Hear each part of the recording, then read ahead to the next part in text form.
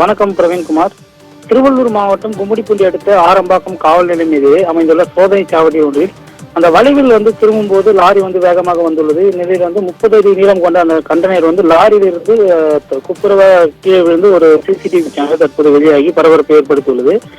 குறிப்பாக அந்த இடம் பார்த்தோம்னா சென்னை கொல்கத்தா தேசிய நெடுஞ்சாலை. இந்த வழியில் பார்த்தா ஒரு நாள் ஒன்றுக்கு ஆயிரக்கணக்கான கனரக வாகனங்கள் அதே போல் இலகுரக வாகனங்கள் செல்லக்கூடிய ஒரு முக்கிய வழியாக உள்ள நிலையில் அங்கு காவல்துறை சார்பில் சோதனை சாவடி அமைக்கப்பட்டு ஆந்திராவில் இருந்து வரும் வாகனங்களை சோதனை செய்து தமிழ்நாட்டுக்கு அனுப்பக்கூடிய ஒரு முக்கிய சோதனை சாவடியாக உள்ள நிலையில் இந்த இடத்துக்கு அந்த வளைவில் அந்த லாரி அதிவேகமாக திரும்பியதாக கூறப்படுகிறது. அப்பொழுது திரும்பும்போது அந்த கண்டெய்னர் அந்த லாரியிலிருந்து தனியாக கழண்டு கீழே விழுந்துள்ளது. குறிப்பாக அந்த நேரத்தில் அவ்வழியே வாகனங்கள் ஏதும் செல்லாததால் எந்த ஒரு அசம்பாவித சம்பவமும் இல்லாமல் உள்ளது.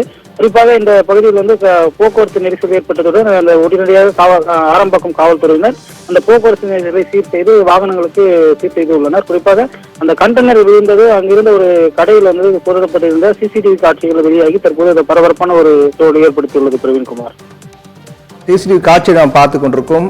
கும்மிடிப்பூண்டி அருகே ஆரம்பாக்கத்தில் ஓடும் லாரியில் இருந்து கண்டெய்னர் திடீரென்று கழன்று விழுந்திருக்கிறது. இதனால் அங்கு பரபரப்பான சூழல் ஏற்பட்டது. கூடுதல் தகவலுக்கு நன்றி மோகன்.